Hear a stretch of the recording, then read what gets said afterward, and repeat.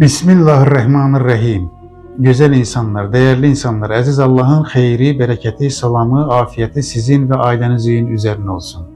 Ben sizinle Kur'an-ı Kerim'in ayelerini paylaşmaya devam ederim.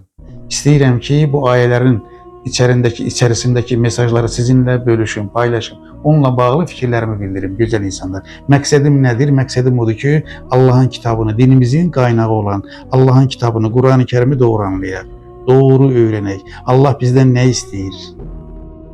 Onları doğru anlasak, Kur'an-ı Kerim bizim için bir rəhmət olar, güzel insanlar. Kur'an-ı Kerim'in özelliğinden biri de budur ki, o anlayışları insanların beynine, düşüncesine yerleştirir. Yani Allah mümin deyəndə kimi nəzərdə tutur? Salih emellerin ölçüsü sənə mənə göre değildir. Allah salih emellerin ölçüsünü neye göre koyup? Mümin kimdir? İman nedir? İslam nedir? Din nedir? Doğru yol hansıdır? Bunun her birinin Kur'an-ı Kerim'de belli bir karşılığı vardır. Yani Allah, aziz Allah bu anlayışların içerisini doldurup çerçevesini müəyyən edeyim. Eğer bizim anlayışlarımız Allah'ın buyurduğu ölçüde inşa olunmasa təsəvvürümüz düzelmez. Təsəvvürümüz düzelmese davranışımız, anlayışımız, əxlaqımız da düzelmez. Bugün sizinle yalnız Kur'an-ı Kerim'in birce ayesini paylaşacağım. O ayede Hucurat suresindedir. Hucurat suresi Kur'an-ı Kerim'in 49. suresidir. Hucurat sözünün mənası odalar ya da otaqlar ya da bölmeler kimi de tercüme edebilirik. Cəmisi 18 ayedir. O surenin, yani Hucurat suresinin ben sizinle paylaşmak istediğim ayesi 15. ayesidir, güzel insan. Bu ayede aziz Allah mümin kimdir sualına tarif verir. Yani Allah'ın bakışından, Allah'ın bile deyək, değeriyle, koyduğu ölçü ile mümin kimdir? Mümin kimdir sualına necə cevap verebilirik? Bilirsiniz ki Kur'an-ı Kerim'de müminler kimdir, mümin kimdir sualına cevap veren çok ayeler var. Bunların hamısını biz paylaşma imkanımız yoktur. Bir yavaş yavaş, adım adım, inşa ede. Bu Kur'an-ı Kerim'de bir ayet var. Sindire sindire oku, anlaya anlaya oku. İndi güzel insanlar 15. ayette aziz Allah mümine tarif verir. Kimdir mümin? Allah kime mümin değil? Yani biz Allah'ın buyurduğu kimi mümin olacaksa mümin olacağız. Müminlik diplomumuz kabul olacak. Müminlik diplomumuzu Allah versin. Yani Allah'ın koyduğu ölçüde inşa olursa biz müminlik anlayışına uygun oluruz güzel insan.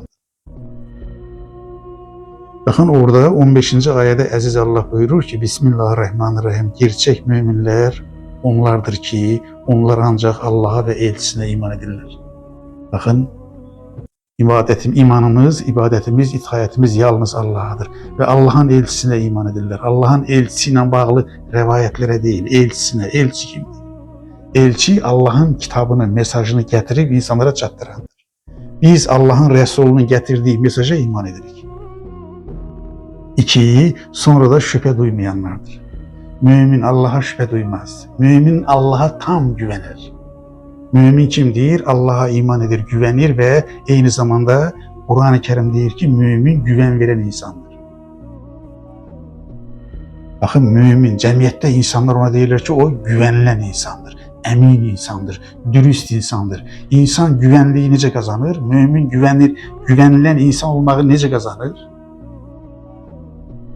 Bakın düşündüğü, dikkat edin, dediği ve ettiği üçü üst üste düşür. Onda güven kazanabilir. Güzel insana dürüstlük güven getirir, samimilik güven getirir. Bakın müminin özelliği budur. Allah'a iman edir. Allah'ın Resulüne iman edir. Şüphesi yoktur. Allah'a iman edir ve güvenir. Yani hem Allah'a iman ettiğini, güvendiğini söyleyip hem de gidip mezarlardan, pirlerden, şeyhlerden, ocaklardan istemir. Güzel insanlar. Bu Allah'a güvensizliktir. Bakın sonra ne deyir? Fikir verin. Birinci ölçü ne oldu? Allah'a iman etti, elçisine iman etti. Sonra şüphe etmedi. Sonraki ölçü budur. Allah yolunda mallarıyla cihad edirlər. Bakın mallarıyla cihad etmeyin ölçüsü nedir? Bakın eğer siz malınızı, servetinizi, kazancınızı halal yolla kazanırsınızsa, emeğinizle kazanırsınızsa, alnınızın teriyle kazanırsınızsa o cihad içerisindesiniz. Güzel insanlar. İki, o malınızı eğer ailenizin ihtiyacına sərf edirsinizsə cihad içərisindəsiniz, gözəl insanlar. Malınızla əgər imkansız insanlara yardım edirsinizsə cihad etmiş olursunuz. Təkcə bu deyil, eyni zamanda malınızı xeyrə, bərəkətə, təhsilə, elmə yönəldirsinizsə, tələbə olmaq istəyən, tələbə adını qazanan, amma oxumaq imkanı olmayan insanlara yardım edirsinizsə, kitabı, xeyri, bərəkəti, nuru çoxaldırsınızsa malınızla, məktəb açırsınızsa, məscid açırsınızsa, xəstəxana açırsınızsa, insanların yardımına qoşursunuzsa, Allah buyurur ki, mümin o insandır ki, malıyla cihad edir. 3, canıyla cihad edir. Baxın, malımızın haqqı var. Malımızın haqqı onu xeyrə sərf etməkdir. Malımızın haqqı onu halaldan qazanıb halala sərf etməkdir. Eyni zamanda əziz Allah buyurur ki, mümin o insandır ki, müminlər o insanlardır ki, canlarıyla da cihad edirlər. Yəni bədənimizin haqqı nədir? Bədənimizin, gözümüzün, əlimizin, ayağımızın, ürəyimizin haqqı odur ki, gözəl insanı biz onu cəmiyyətdə, dünyada xeyrin, bərəkətin çoxalmasına sərf edirik. Baxın, sonra nə deyir? Sonra nə deyir? Bax, məhz inancında doğru olanlar sadəcə bunlardır. Allah deyir ki, inancında doğru olanlar, yəni gerçək mümin olanlar. Nəyi birləşdirmiş oldu bu ayə? 2 şeyi birləşdirir. 1, sağlam bir iman, sağlam bir güvən, Allaha sağlam bir güvən, Allaha sağlam bir iman, güvən, üstə gəl gözəl insanlar. Baxın, Allah istəyir ki, biz o sağlam imanımızı və güvənimizi əməllərimizlə dəstəkləyək. Yəni, imanla, Allaha güvənlə əməlimiz arasında bağ olsun. İman və salih əməllər. Müminin özəlliyi budur. İnanır, güvənir və inandığını, güvəndiyini həyatında da göstərir. Yəni, nə edir? Malıyla cihad edir, canıyla cihad edir, xeyri, bərəkəti çoxaldır. Əslində, gözəl insanlar, bu həm də cənnətin, Allahın rızasını qazanmağın ölçüsü də budur. 2 dənə xilaskar var. Biri imandır, biri də salih əməldir. İman və salih əməl. Qurtuluş buradadır, xilaskar buradadır. Bu ayə bizə nə demiş oldu? Hucurat surəsinin 15-ci ayəsi dedi ki, gerçək müminlər odur ki, onlardır ki, onlar Allaha iman edirlər, Allahın rəsuluna iman edirlər, yəni Allahın rəsulunun gətirdiyinə iman edirlər.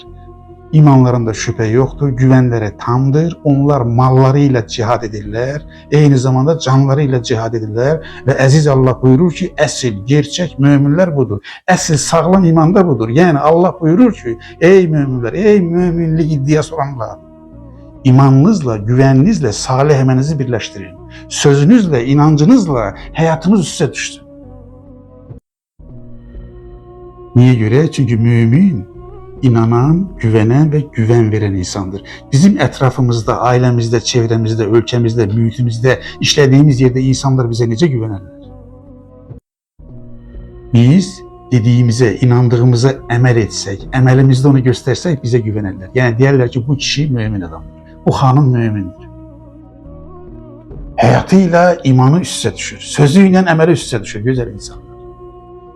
Sizcə mümin insanların Allahın qoyduğu ölçü ilə inşa olunmuş mümin insanlardan ibarət olan dünyada, cəmiyyətdə, ailədə, şəhərdə yaşamaq, huzurlu yaşamaq deyilmi? Müminlərin, gerçək müminlərin sayının çoxalması, xeyirli insanların sayının çoxalması cəmiyyətdə huzurun gəlməsi deməkdir. Barışın gəlməsi deməkdir. Gözəl əxlaqın gəlməsi deməkdir.